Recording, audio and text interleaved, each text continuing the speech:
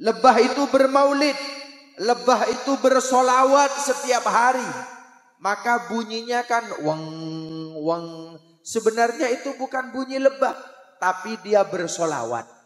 Karena lebah ini bersolawat, maka tidak keluar dari tubuhnya kecuali rasa yang manis, kecuali rasa yang mahal harganya.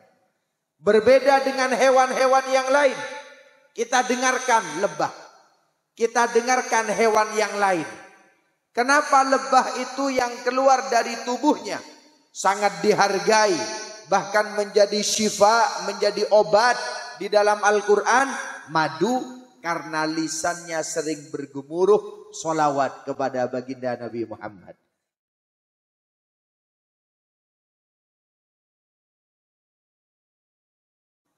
Assalamualaikum warahmatullahi wabarakatuh.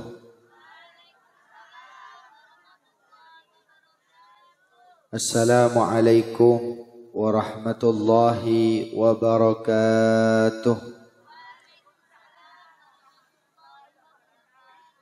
Alhamdulillahi syauqan, alhamdulillahi hubban, alhamdulillahi yawman wa abadan wa daiman. Allahumma salli wa sallim wa barik ala Sayyidina Muhammad akramil aslaf al-qaimi bil adli wal insaf al-man'uti fi suratil a'raf al-muntakhabi min aslabis syiraf wal butunil dhiraf al-musaffa min musasi abdil muttalib bin abdi manaf alladhi hadaita bihi minal khilaf wa bayyanta bihi sabilal afaf. Amma ba'du. Para alim, para ulama, para masyayikh, para tokoh masyarakat, para pejabat pemerintah yang hadir, para tokoh pemuda, wabil khusus sahibul bait, keluarga besar daripada lembaga Miftahul Jannah, wa fil muqaddimah Ibu Nyai Ummi Kulthum yang tadi dalam sambutan atas nama sahibul bait telah diwakili oleh Al-Ustadz Syarif Hidayatullah. Tak lupa pula yang terhormat Kiai Zainuri Ghazali yang telah memberikan prakata panitia kepada kita semua. Hadir juga di tengah-tengah kita Al-Mukarram Kiai Haji Dzulqarnain,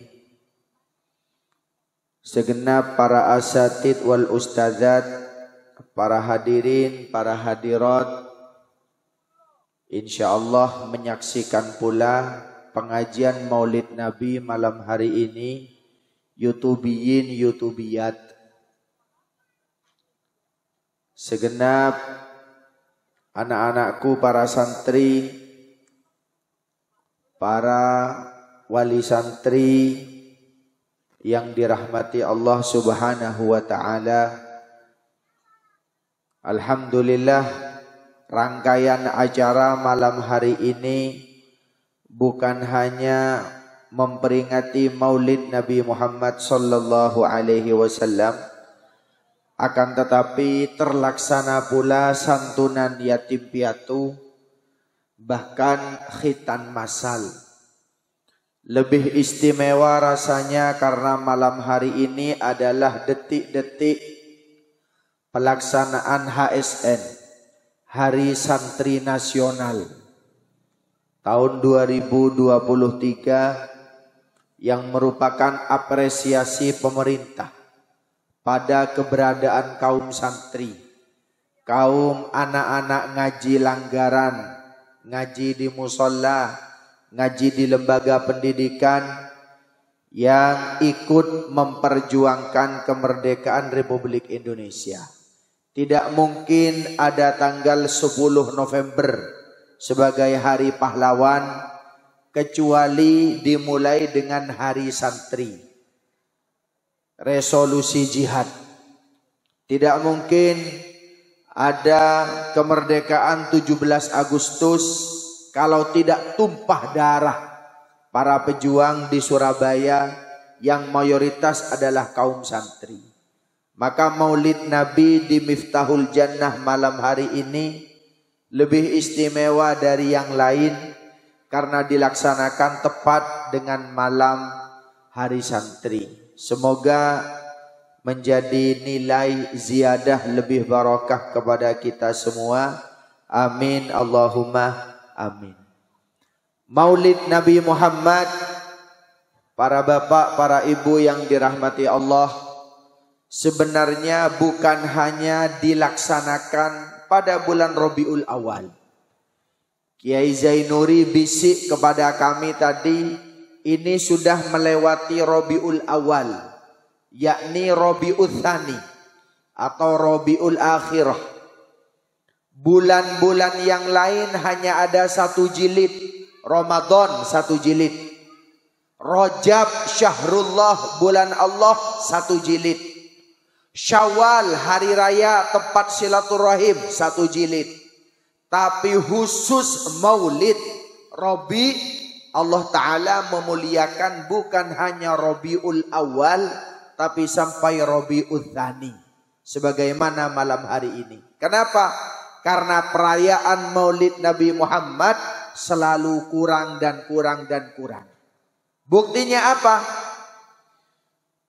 Seekor hewan yang setiap hari ada di sekeliling kita, namun bermaulid bukan hanya di bulan Rabi, tapi setiap hari. Apa nama hewan itu? Yaitu lebah. Lebah itu bermaulid, lebah itu bersolawat setiap hari.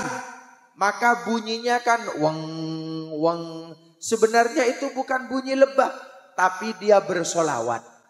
Karena lebah ini bersolawat, maka tidak keluar dari tubuhnya kecuali rasa yang manis, kecuali rasa yang mahal harganya. Berbeda dengan hewan-hewan yang lain. Kita dengarkan lebah, kita dengarkan hewan yang lain. Kenapa lebah itu yang keluar dari tubuhnya sangat dihargai, bahkan menjadi syifa, menjadi obat di dalam Al-Quran? Madu, karena lisannya sering bergemuruh solawat kepada baginda Nabi Muhammad. Maka kita umat Nabi Muhammad, kita sebagai manusia, apabila lisan kita sering menyenandungkan solawat kepada Nabi Muhammad, insya Allah tubuh kita akan menjadi tubuh yang mulia sebagaimana yang dialami oleh lebah. Amin Allahumma amin. Maka ketika maulid lazim kalau diberi makanan-makanan seperti ini, digantung seperti ini, bahkan gelas pun masuk, bahkan saya lihat panci pun masuk. Kenapa? Karena semua ini semata-mata memuliakan baginda Nabi Muhammad. Para bapak, para ibu yang dirahmati Allah, saya bertanya ke panjenengan, mohon maaf saya jauh dari pantai, saya kurang paham jenis-jenis ikan di laut. Tapi saya paham jenis-jenis ikan di sungai. Saya tanya ke panjenengan, lebih mahal mana kira-kira harga gurami dan harga lele? Lebih mahal mana, Bu? Kenapa lebih mahal gurami? Kenapa, Bu, lebih mahal gurami? Jawabannya adalah karena lisan atau mulut gurami lebih berhati-hati daripada lele. Coba panjenengan kasih makan. Kalau ada kolam gurami dan kolam lele, ketika diberi makan, gurami ini tahu tindak tunduk akhlakul karimah. Ketika ada orangnya dia hati-hati. Tapi ketika orangnya hilang, habis makanannya. Tapi kalau lele, jangankan konsentrat yang kita lempar, mohon maaf, kotoran manusia pun dilahap. Kenapa gurami itu mahal harganya? Karena bisa menjaga etika, menjaga lisannya. Kalau di laut ada yang lebih mahal dari gurami, dari lele. Apa itu? Cumi-cumi. Kenapa? Lebih menjaga daripada lisannya. Bahkan di kepalanya ada beberapa organ yang jumlahnya bukan 1, bukan 2, bukan 3. Kenapa? Karena dibuat menghitung sholawat. Panjenengan lihat di kepala cumi-cumi itu kan ada berapa jumlahnya? Ada berapa? Tidak bisa kita menghitung apakah itu 5, apakah itu 7. Kenapa? Karena itu ibarat jari-jari tangan kita yang digunakan oleh cumi-cumi untuk bersolawat. Sehingga cumi-cumi itu adalah ikan yang tidak punya tulang. Kalau kita makan lele masih ada tulangnya. Kita makan gurami masih ada tulangnya. Tapi begitu kita makan cumi-cumi, lunak tulangnya. Kenapa? Simbol hatinya lemah lembut. Karena lisannya sering bermunajat sholawat kepada baginda Nabi Muhammad.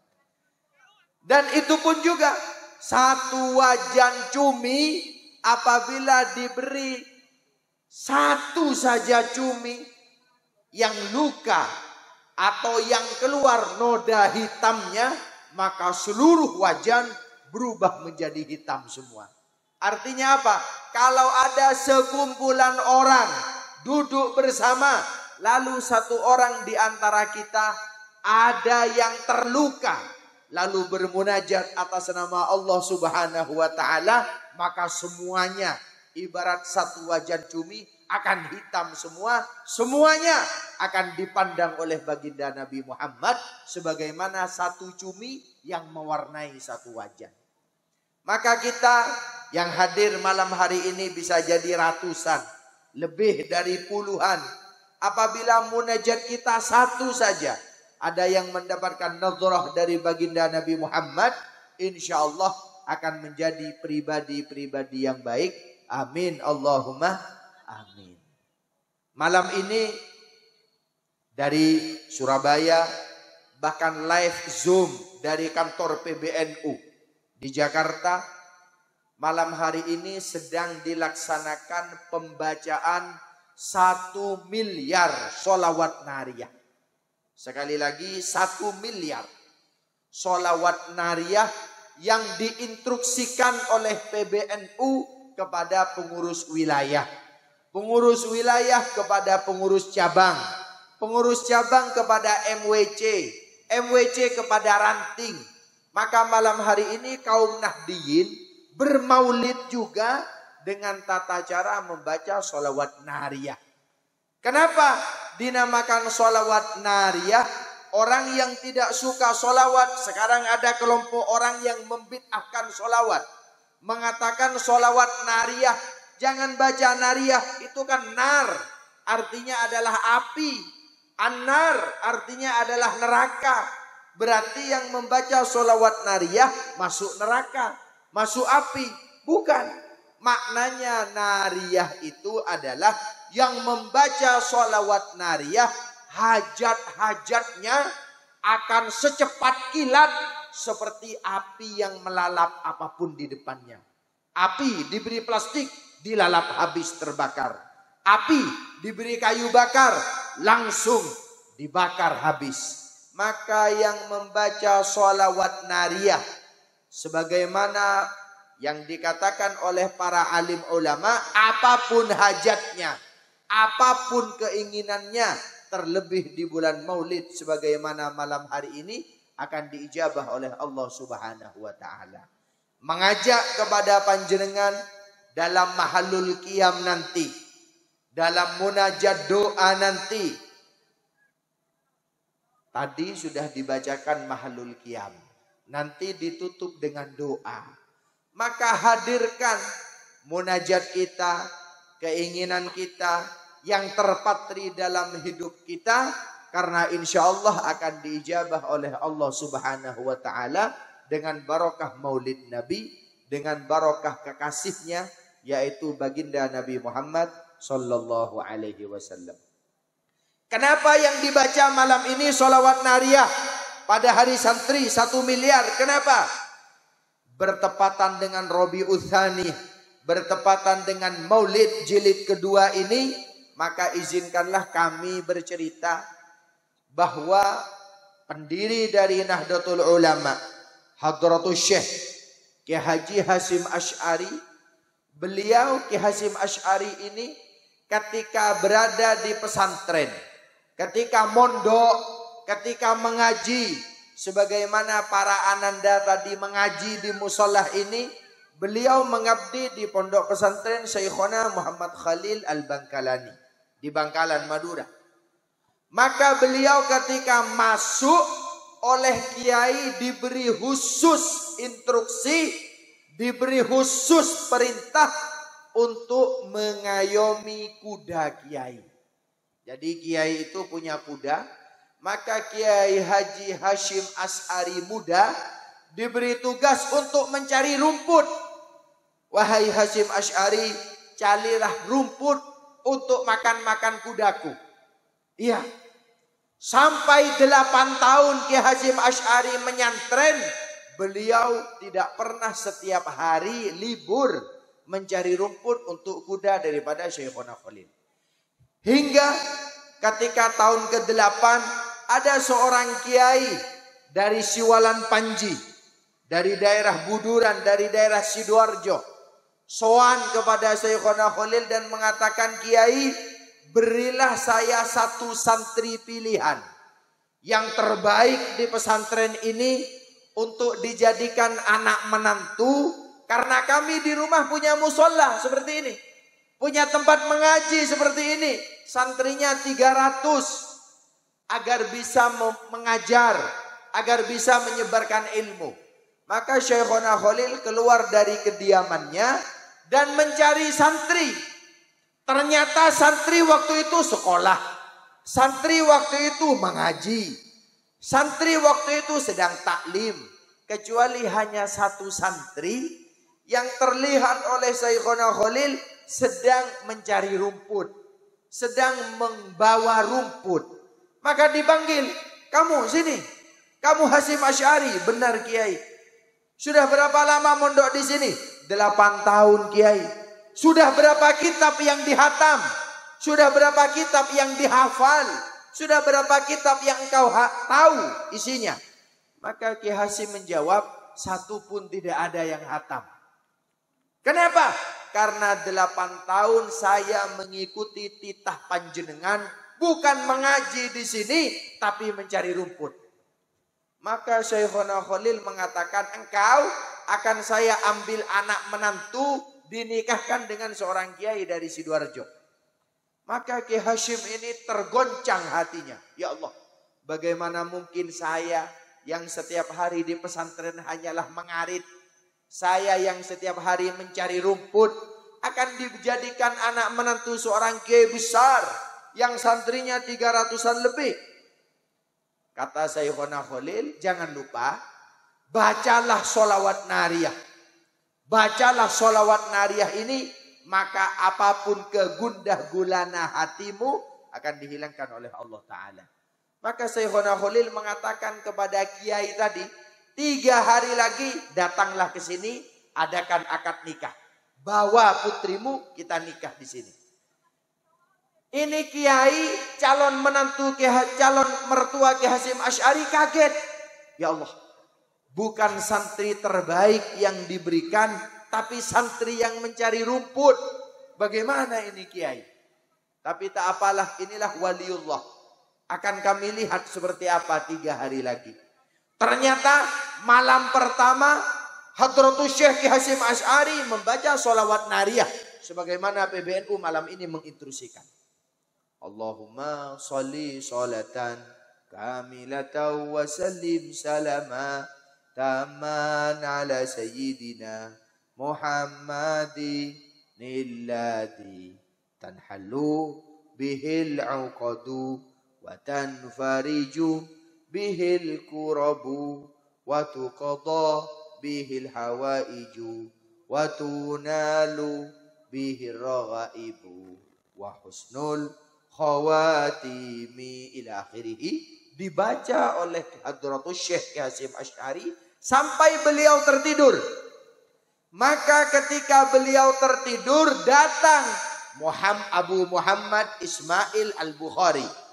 Datang ke alam mimpinya Hadratus Syekh Hasyim Asy'ari, Imam Bukhari yang mengarang kitab Sahih Bukhari. Derajat ilmunya di bawah Al-Quran, di bawah hadis adalah kitab Imam Bukhari. Dalam mimpinya Ki Hasyim Asy'ari bermimpi mondok 40 tahun. Dan Imam Bukhari mengatakan, tahukah engkau kenapa aku datang ke mimpimu? Karena engkau bermaulid. Karena engkau membaca sholawat nariyah sampai engkau tertidur. Maka aku datang kepadamu. Apa gundah gulanamu? Disampaikan. Dalam mimpinya seakan-akan mengaji 40 tahun. Esok hari kedua, tak lupa Ki Hasyim Asy'ari membaca sholawat nariyah sebelum tidur. Bermaulid sebelum tidur. Sampai tertidur malam kedua, datang ke mimpinya yaitu Al-Imam Muhammad bin Idris Asy-Syafi'i yang punya karya namanya Kitab ibunda dari semua kitab. Rujukan dinamakan karena adalah rujukan, referensi semua kitab. Imam Syafi'i datang ke mimpi Imam Hadratus Syekh Ki Hasyim Asy'ari, mengatakan, tahukah engkau kenapa aku datang ke mimpimu? Karena engkau membaca sholawat nariyah. Sampai engkau tidur, engkau bermaulid. Maka aku diutus Nabi Muhammad datang kepadamu, menghapus kesedihanmu. Belajar di malam kedua kepada Imam Syafi'i 40 tahun dalam mimpinya. Malam ketiga membaca sholawat nariyah hingga terlelap tidur lagi. Datanglah yang ketiga, Abu Hamid Muhammad bin Muhammad Al-Ghazali At-Tusi yang mengarang kitab Ihya Ulumuddin. Mengatakan juga yang sama, aku datang ke mimpimu malam ini karena engkau membaca sholawat nariyah. Karena engkau bermaulid, aku diutus Nabi Muhammad menghilangkan gundah gulanamu. Bermimpi mengaji 40 tahun. Maka di hari ketiga, ketika akad nikah akan dilaksanakan, walhasil calon mertuanya ingin menguji daripada calon anak menantu.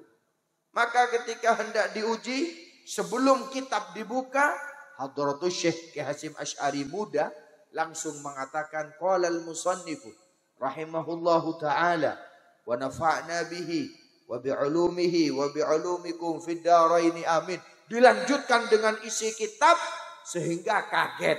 Engkau mondok 8 tahun, iya. Engkau tidak hatam, iya. Engkau hanya mencari rumput, iya.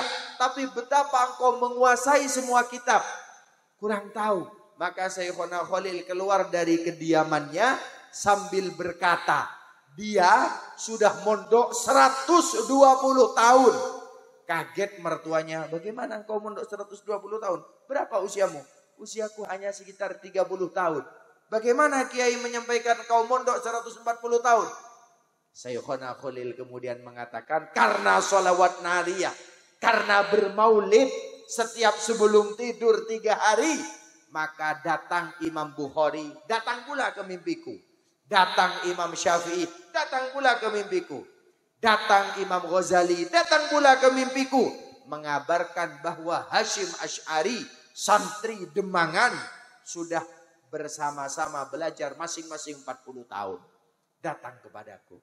Maka dengan demikian malam hari ini, malam puncak peringatan Hari Santri, diserukanlah di PBNU supaya kaum Nahdliyin, supaya kita yang bermaulidan ini tak lupa juga membaca sholawat nariyah karena 2 dimensi.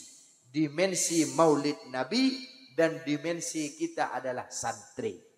Kalau tadi Kiai dalam prakata sambutan menyampaikan bahwa ada beberapa jenis bacaan.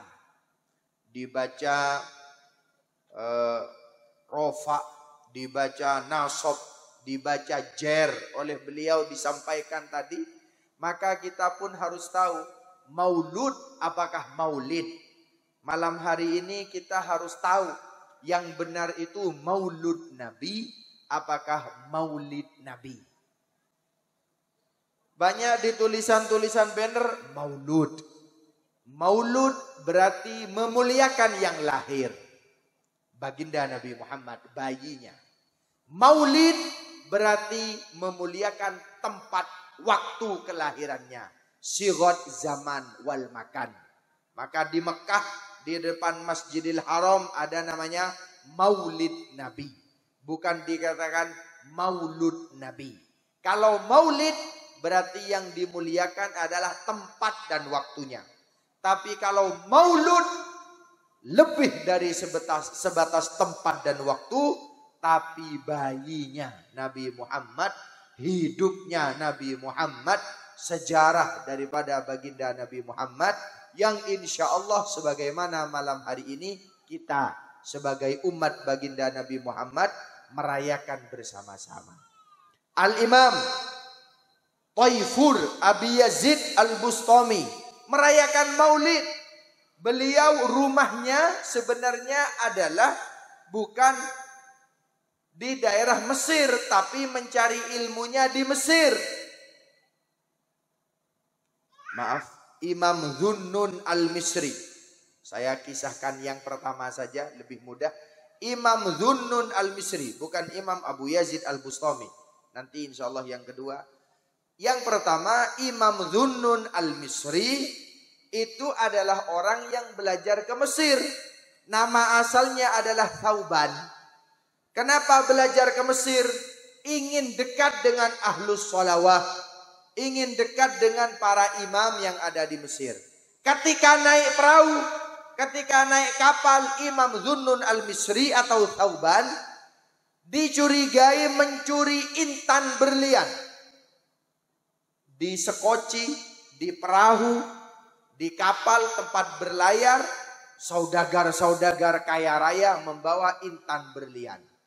Maka di sebuah malam ada yang melaporkan bahwa terdapat intan yang hilang.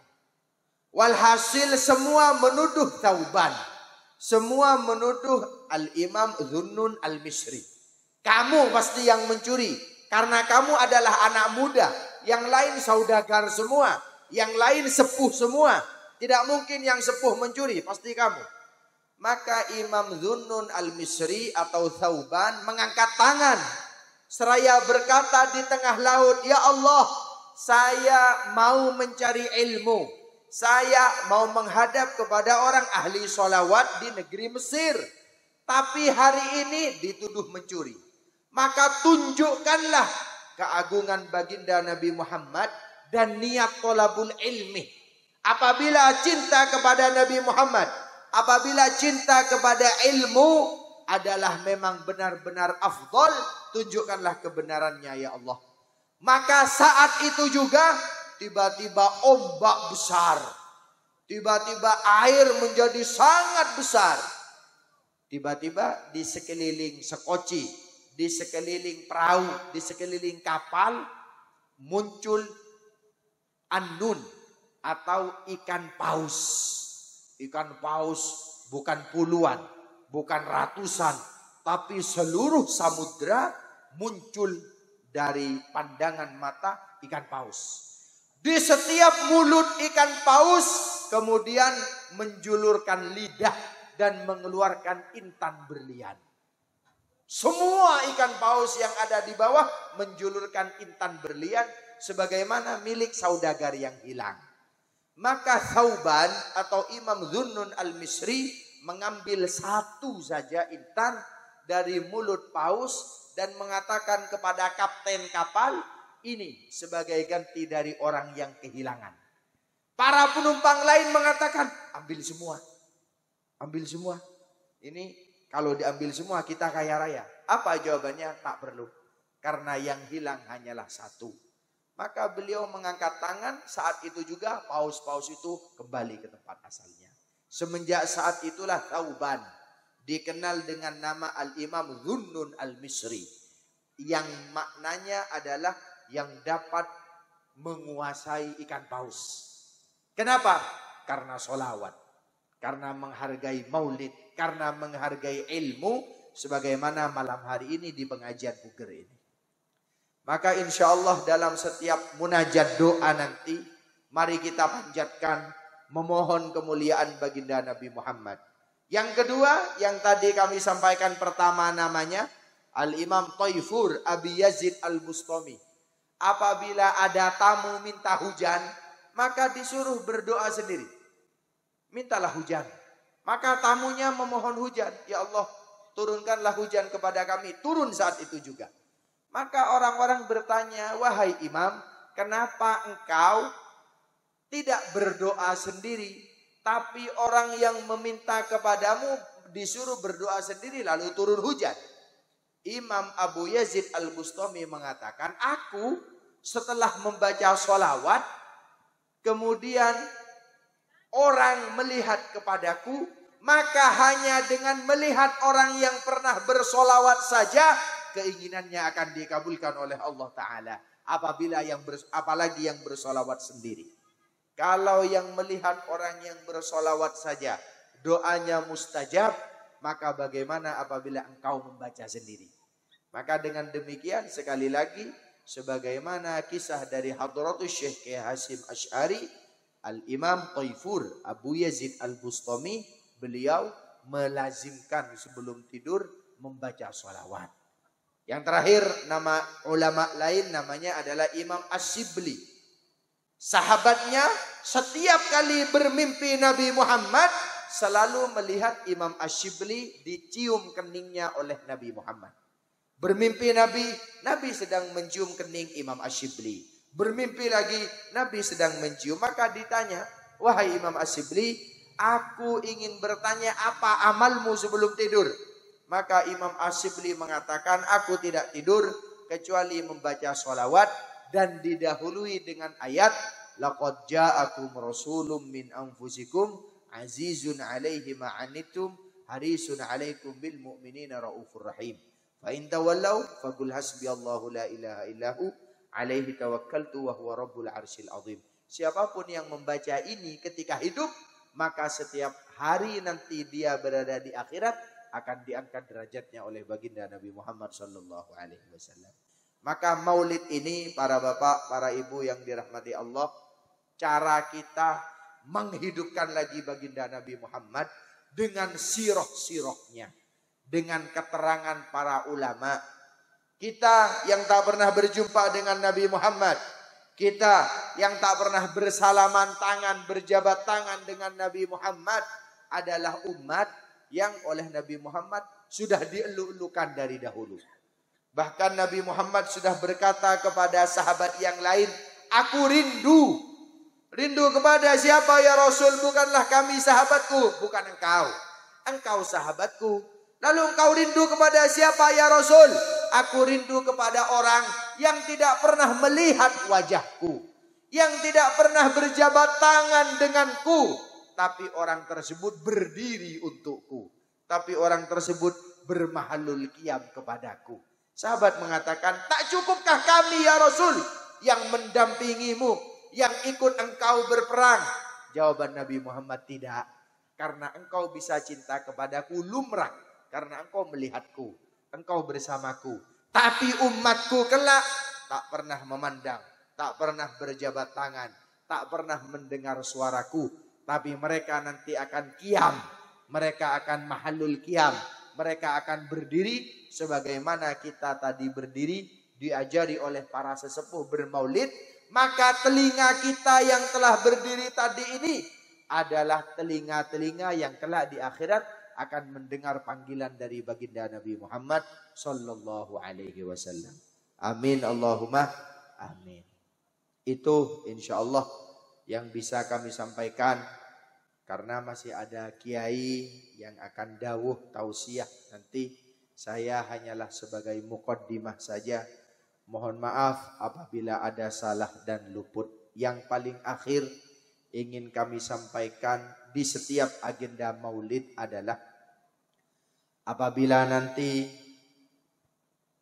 yang dihaturkan Nabi Muhammad ini boleh direbut, ini adalah simbol pemberian Nabi Muhammad. Yang mengambil jajan, yang mengambil snack, ini semuanya tolong sambil seakan-akan mendapatkan langsung pemberian dari Nabi. Sehingga cara mengambilnya dengan cara yang telaten. Bukan dengan cara menyakiti yang lain. Kenapa? Karena seperti mencium hajar aswad. Mencium hajar aswad hukumnya sunnah. Tapi menyakiti yang lain hukumnya haram. Begitu juga berebut semua snack ini. Tata caranya yang baik karena itu sunnah. Jangan sampai ada bocil-bocil menangis. Kenapa? Kemarin saya maulid hadir banyak yang menangis. Kenapa? Dijatuhi sapu-sapu. Dijatuhi peralatan. Sehingga ini karena pemberian dari Nabi, maka panjenengan kalau diberi pejabat, kalau diberi bupati, pasti dengan tangan yang sopan. Karena yang memberi pejabat. Nah ini malam ini yang memberi adalah baginda Nabi.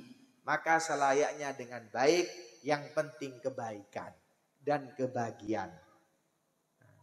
Yang terpenting dari acara maulid adalah kita lebih banyak memberi. Ini kan kita satu persatu memberi. Sebagaimana Nabi Muhammad suka memberi kepada umatnya. Itu yang bisa kami sampaikan. Mohon maaf sebesar-besarnya. Tidak bisa ikut acara ini sampai usai. Karena kami juga akan mengadakan perayaan Hari Santri Nasional di Melokorjo. Dan insya Allah acaranya adalah besok pagi. Malam ini ada geladi, ada persiapan. Maka saya izin tidak mengikuti sampai selesai. Pamit dahulu untuk mengontrol kesiapan acara besok. Nasrum minallah wa fathun qarib. Wallahul muwafiq ila aqwamit thariq. Assalamualaikum warahmatullahi wabarakatuh.